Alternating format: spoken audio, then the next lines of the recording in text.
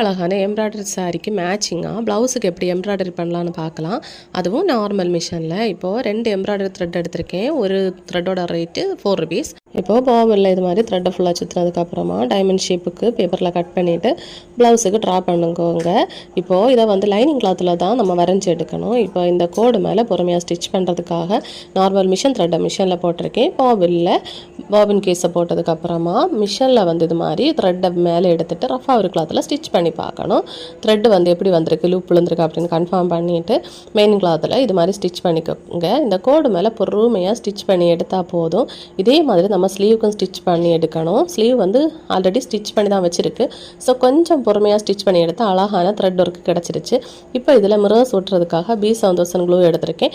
தென் diamond ஷேப்புக்கே மிரர்ஸும் எடுத்திருக்கேன். இப்போ ஃபுல்லாக ஒட்டினதுக்கப்புறமா சாரிக்கு மேட்சிங்காக அழகான எம்ப்ராய்டரி டிசைன் போட்ட ப்ளவுஸ் ரெடி ஆகிடுச்சு. வீடியோ பிடிச்சிருந்தா லைக் பண்ணுங்கள். தேங்க்யூ.